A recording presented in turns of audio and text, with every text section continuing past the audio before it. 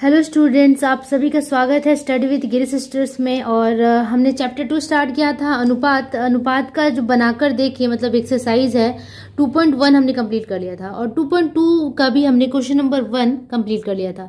तो आज की इस वीडियो में मैं क्वेश्चन नंबर 2 और 3 को बताने वाली हूँ, जो कि इस तरीके से है आपका, ठीक है। और दोनों क्वेश्चन में से मैं सारे क्वेश्चन को सॉल्व नहीं करूंगी क्योंकि ऑलरेडी ये पोस्टेड है। आप देख सकते हैं कि चैनल पे जाके ये जो इंग्लिश मीडियम वाले स्टूडेंट्स के लिए मैंने बनाया था रेशियो, उसमें वही चीजें हैं, वही सारी प्रक्रिया है, बनाने का तरीका सब कुछ वही है, बस उसका लैंग्वेज जो लिखने का है वो मैंने उसे इंग्लिश में लिखा है और आप लोग के लिए हिंदी में लिख रही हूँ।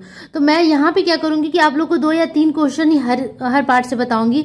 बाकी का जो लिंक है इसको कैसे बनाना है मैं डिस्क्रिप्शन बॉक्स में डाल दूंगी, क्योंकि इस तरीके का जो क्वेश्चन है ये वर्ड प्रॉब्लम नहीं है। वर्ड प्रॉब्लम अगर इस तरीके का होता तो मैं लिख के बताती आप लोग को, लेकिन इस तरीके का जो क्वेश्चन है वो इजीली आप इंग्लिश मीडियम वाले से भी बना सकते हैं देखकर। तो यहाँ मैं आपको थोड़ा सा समझाऊंगी और जो क्वेश्चन नहीं सॉल्व होता है ईच एंड एवरी क्वेश्चन का सोल्यूशन आपको वहां मिल जाएगा, उसका लिंक मैं डाल दूंगी, आप प्लीज वहां से देख लीजिएगा। तो चलो स्टार्ट करते हैं। क्वेश्चन नंबर 2 क्या कहता है, ठीक है। तो आप देख सकते हैं यहाँ है क्वेश्चन नंबर 2, नीचे के अनुपातों को पूर्ण संख्या के अनुपात में परिणत करके उसका व्यस्त अनुपात लिखें, ठीक है। इसमें देखो कि ये जो अनुपात दिया हुआ है ये पूर्ण अनुपात नहीं है। यहाँ पे देखो पॉइंट है, यहाँ पे बटा में दे दिया है, यहाँ पे भी पॉइंट में मतलब फ्रैक्शन में दे दिया है। तो इस तरीके को क्या करना है, इससे पहले तो हमें पूर्ण संख्या में बदलना है, उसके बाद इसका हमें व्यस्त अनुपात भी निकालना है। तो जब पूर्ण संख्या में बदलेंगे तो हमें इसको क्या करना है, काट कर छोटा भी करना होगा, उसके बाद ही हम व्यस्त अनुपात निकाल सकते हैं। क्योंकि जब भी व्यस्त अनुपात निकाला जाता है, व्युत्क्रम या व्यस्त कहा जाता है, उल्टा अनुपात, तो हमें इसको काट के छोटा भी करना होता है। तो हमें यहाँ पे 3 चीजें करनी है। पहले तो इसे यहाँ पे पूर्ण संख्या में बनाना है, उसके बाद इसको काट करके छोटा करना है और उसके बाद उसका व्यस्त अनुपात भी लिखना है। तो चलो एक एक करके मैं क्वेश्चन को सॉल्व करती हूँ और आप लोगों को समझाती हूँ। तो इस तरीके के क्वेश्चन को बनाने का 2 तरीका है, ठीक है। मैं पहला तरीका बताती हूँ आप लोगों को। यहाँ करना क्या है, जो पॉइंट है हटाना है। आपको पता है कि पॉइंट के बाद अगर एक संख्या हो, एक डिजिट हो, तो जब इस पॉइंट को हटा देते हैं, अगर यहाँ पे पॉइंट है, पॉइंट को हमने हटा दिया तो एक जो है, एक के बाद एक शून्य, एक 0 बैठ जाता है, ठीक है। उसी तरीके से इधर वाले में हम वही करेंगे। 12.5 है, पॉइंट के बाद एक संख्या है तो एक पे एक 0, अगर 2 संख्या होता तो 100 हो जाता, 100 हो जाता, ठीक है। अब आप देखो कि यहाँ पे 10 से 10 नीचे नीचे कट जाएगा। जब भी बीच में अनुपात का साइन हो तो आपको ये दिमाग में रखना है कि ऊपर ऊपर काट सकते हैं और नीचे नीचे काट सकते हैं, ठीक है। इधर से क्रॉस नहीं कटता है, ठीक है। तो काटने का जो तरीका क्या है, वो ऊपर ऊपर काट सकते हैं, नीचे नीचे, लेकिन काट के मत दिखाओ, वो दिखाने से क्या है ना, गंदा हो जाता है। तो पहले तो इसे सजा के लिख देते हैं 25/10 अनुपात 125/10। अब ये 10 और 10 कट जाएगा, कैंसिल हो जाएगा, तो हम लिख सकते हैं कि 25/125। अब देखो कि 25 के टेबल में 25 भी आता है और 125 भी आता है, ठीक है। 125 5 बार में आता है, 25 का 25 और 25 25 125। बस ये क्या हो गया, काट कर छोटा भी हो गया, लघु अनुपात में भी बदल गया। अब इस लघु अनुपात को हमें क्या करना है, व्यस्त अनुपात लिखना है। तो इसका व्यस्त अनुपात कितना हो जाएगा, 5:1। ये पहले क्वेश्चन नंबर 1 में भी मैंने बताया था कि व्यस्त अनुपात इसी तरीके से निकाला जाता है, ठीक है। उसी के साथ हम नेक्स्ट क्वेश्चन करते हैं। नेक्स्ट क्वेश्चन में बटा है 5/8:7/16। लेकिन मुझे लगता है ये इजी है, सी नंबर भी आप लोग कर लोगे। अगर कोई भी क्वेश्चन में आप फंसते हैं तो मैं लिंक दे दूंगी, लिंक पे बस आपको क्लिक कर देना है और वहां जाके आंसर को देख लेना है, ठीक है।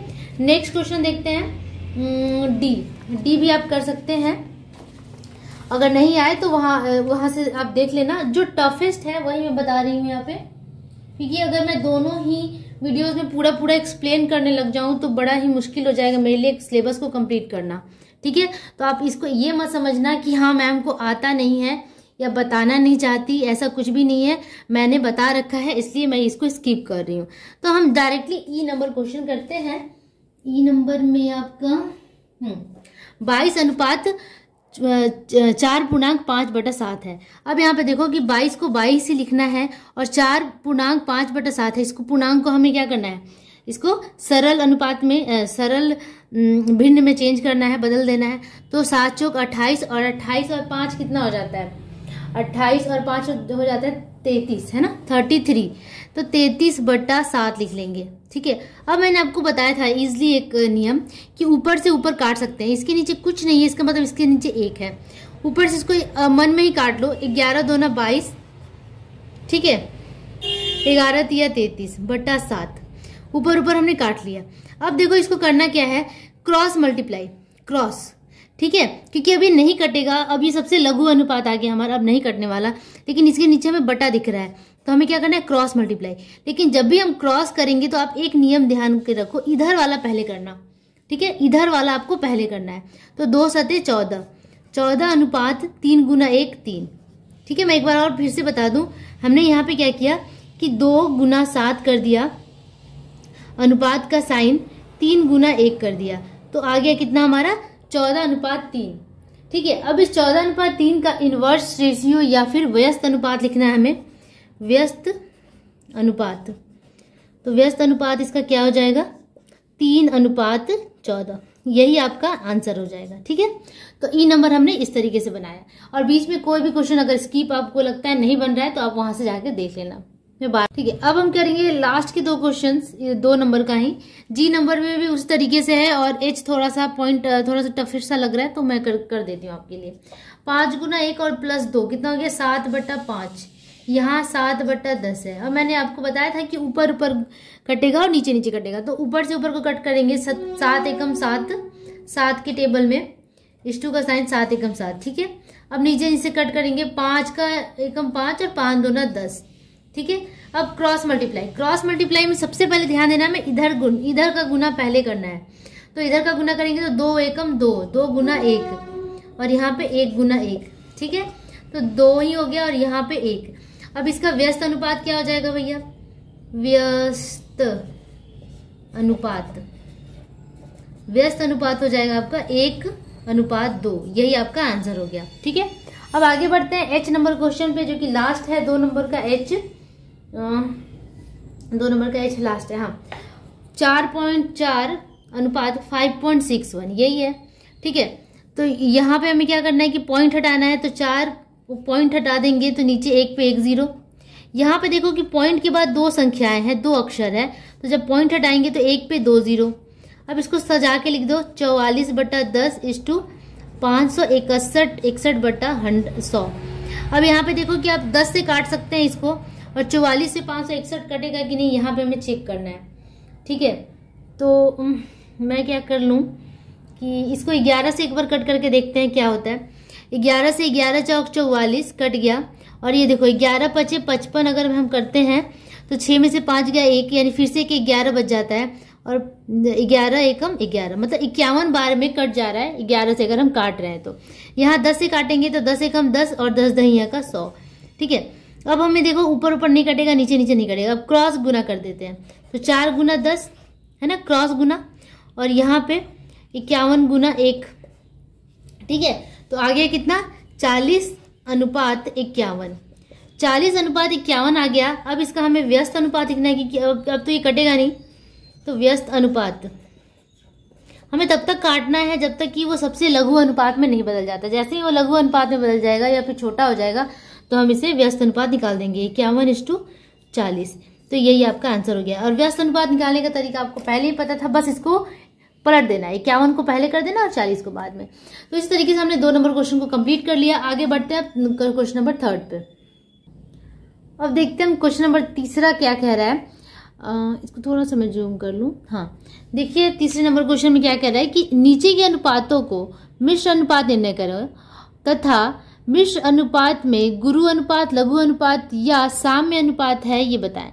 मतलब हमें तो इसको इन 2 अनुपातों को मिश्र अनुपात बनाना है, और साथ में हमें ये भी बताना है कि जो अनुपात हमें मिला, ठीक है, मिश्र अनुपात जो किस तरीके का अनुपात है, क्या वो गुरु है, लघु है या फिर साम्य है। ठीक है, तो चलो इसे हम बनाते हैं। ठीक है, तो हमने यहाँ क्वेश्चन लिख लिया 8:6, 3:6 और 26:13 का हमें क्या करना है, मिश्र अनुपात बनाना है। तो इसका मिश्र अनुपात लिखते हैं हम, मिश्र ऐसे ही होगा, मिश्र अनुपात बराबर हो जाएगा। देखो मिश्र अनुपात में क्या होता है कि जो इस साइड वाला जो होता है ना, एक मिनट, देखो जब भी कोई अनुपात होता है, जैसे अगर 2:1 है तो इसे हम क्या कहते हैं, पूर्व पद, है ना, पूर्व पद कहते हैं, और इसे हम कहते हैं उत्तर पद। तो ये जो पूर्व पद है, ठीक है, पूर्व पद, जितने भी पूर्व पद है उन सबको एक साथ हमें गुना कर देना है। तो पूर्व पद यहाँ पे 8 है, यहाँ 3 है, यहाँ 26 है। तो 8 गुना 3 गुना 26, ठीक है। बीच में अनुपात का साइन, उसके बाद जितने भी उत्तर पद है, मतलब इधर वाला लेफ्ट राइट हैंड साइड वाला, 6 गुना 6 गुना 13। बहुत ही आसान है। अब हमें क्या करना है कि देखो, अगर हमने सबको मल्टीप्लाई कर देती, मैं अगर सबको गुणा कर देती तो अक्षर काफी बड़ा हो जाता और उसके बाद काटना बड़ा मुश्किल हो जाता। तो अब हम क्या करेंगे, यहीं पे काटने की कोशिश करेंगे। तो देखो 13 दूना 26, ठीक है, 2 बार में कट गया। अब ये देखो 3 दूना 6, तो ये पूरा जो 6 है इस 6 से पूरा ही कट गया। अब हमारा कितना बचा, 8:6। मैं इसको यहाँ लिखना चाहूंगी। इसके बाद मैं फिर से इसको काटती हूँ। 2 से अगर हम इसे काटते हैं तो 2 चौका 8 और 2 तिहाई 6। अब इसके आगे ये नहीं कटेगा, ये सबसे छोटा आ गया, ठीक है, सबसे छोटा रिड्यूस फॉर्म में आ गया। अब इसे हमें करना क्या है कि हमें बताना है कि ये कैसा अनुपात है, ये गुरु अनुपात है, लघु अनुपात है या फिर साम्य अनुपात है। तो देखो आपको मैं बता दूं कि गुरु अनुपात में जब ये जो पूर्व पद होता है ना, ये वाला, ये बड़ा होता है तो इसे हम गुरु अनुपात कहते हैं। अगर ये छोटा होता है तो हम लघु अनुपात कहते हैं। अगर दोनों बराबर होता है तो हम कहते हैं साम्य अनुपात।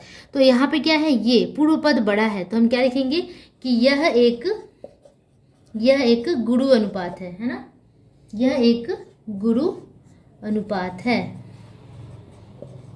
बस यहाँ पे आपका क्वेश्चन का आंसर कंप्लीट हो जाता है, ठीक है।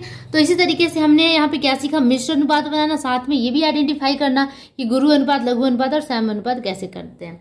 अब आगे बढ़ते हैं नेक्स्ट क्वेश्चन की तरफ। ओके, अब अगला क्वेश्चन है बी नंबर। देख सकते हैं आप इस तरीके से, ये एक अलग अनुपात है, ये अलग अनुपात है और ये तीसरा अनुपात दिया हुआ है। तो इसका हम निकालेंगे मिश्र अनुपात।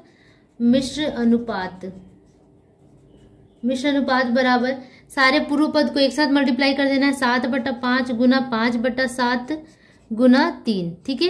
बीच में अनुपात का साइन, उत्तर पद में 3 है, पहले 3, यहाँ पे 1 पूर्णांक 1/16 है और यहाँ पे क्या है 16 है, ठीक है। हमने क्या किया, मिश्र अनुपात कैसे बनाना है, सारे पूर्व पद को एक साथ गुना करना है और सारे उत्तर पद को एक साथ गुना करना है। अब हमें देखो कि यहाँ कुछ कट रहा है कि नहीं, आपस में ही कटने लगा। 7 से 7 कट गया, 5 से 5 कट गया। यहाँ पे बीच में मल्टीप्लाई का या क्रॉस का साइन है तो हम लोग ऊपर नीचे काट सकते हैं, इधर से इधर, इधर से इधर काट सकते हैं। लेकिन बीच में जब अनुपात का साइन होता है तो हमें क्या करना होता है, ऊपर ऊपर काटना होता है, नीचे नीचे काटना होता है। ये आप ध्यान रखिएगा, ठीक है। तो यहाँ पे हमारा क्या बचा, सिर्फ 3 बचा, 3 अनुपात। अब इधर को देखते हैं तो यहाँ पे देखो कि सबसे पहले तो ये 16 से 16 कट जाएगा, लेकिन इसका हमें क्या करना होगा कि फ्रैक्शन जो ये मिश्र है, भिन्न है, मिश्र भिन्न है, उसको हमें सिंपल भिन्न में अलग चेंज करना होगा।